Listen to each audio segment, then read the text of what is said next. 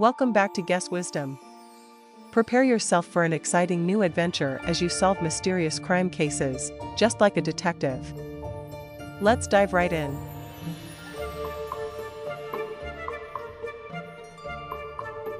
In a grim turn of events, Dr. Jack was found murdered in his rented house, and the forensic report pointed to a time of death between 10 a.m. and 12 p.m.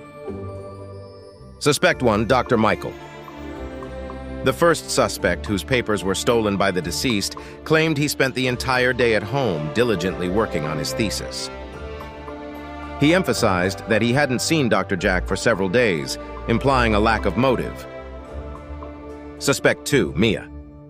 The second suspect, the girlfriend who caught the deceased cheating on her before his death, she disclosed that she and Jack had recently broken up, asserting her ignorance about his activities. Suspect 3, Leo. The third suspect, the landlord who was deceived by Jack and owed several months of rent.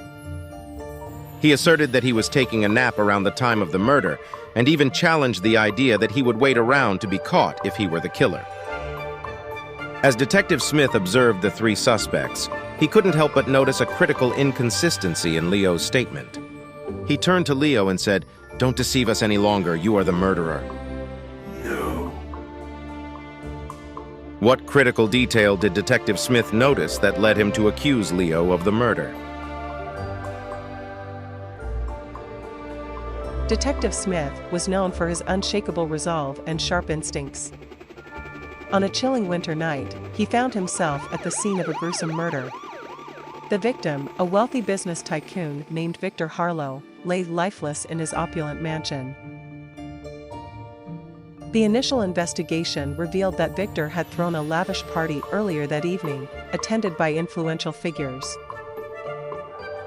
As Detective Smith questioned the guests, he noticed something peculiar about Victor's longtime friend and business partner, Richard Blackwell. Richard was unusually calm, given the circumstances. He claimed to have left the party early, not long before the murder occurred. Yet, some guests recalled seeing him near the crime scene when the incident happened. This contradiction raised suspicions. Further scrutiny unveiled a financial motive. Victor had recently discovered discrepancies in their business accounts, implicating Richard in embezzlement. It seemed a multi-million-dollar fortune was at stake. However, Detective Smith couldn't ignore other potential motives. Victor's personal life was riddled with secrets, including a bitter rivalry with a former friend, Eleanor Davis, who had recently resurfaced in his life. Eleanor harbored deep resentment toward Victor and had accused him of stealing her ideas in the past. With old wounds reopened, she had ample reasons to seek revenge. Now, the question hung heavy in the air: who had the most compelling motive and opportunity to murder Victor Harlow?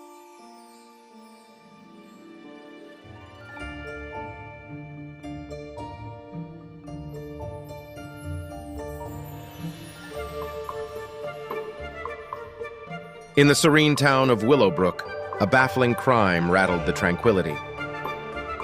The local library's prized possession, a rare first edition of a classic novel, had vanished without a trace. Detective Smith arrived, a master of deduction. He began his investigation by examining the library's surveillance footage. It showed 3 people in the vicinity when the theft occurred. Suspect 1, Emily, a book enthusiast and frequent library visitor. Suspect 2, Mr. Turner, the librarian known for his meticulous care of the collection. Suspect 3, Mark, an outsider who had recently moved to Willowbrook. Upon inspecting the crime scene, Detective Smith found a series of subtle clues. 1. A bookmark lay abandoned on a nearby table, stained with a distinctive blue ink. 2. Dust had settled on the bookshelf except for one spot indicating a recent disturbance. 3.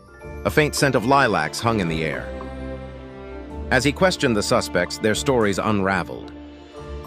Emily claimed she had been engrossed in reading and had seen nothing unusual. Mr. Turner insisted he was cataloging books in the back room during the theft. Mark, the newcomer, mentioned he was exploring the library but left before the incident. Now here's the question. Who do you think is the culprit behind the missing first edition?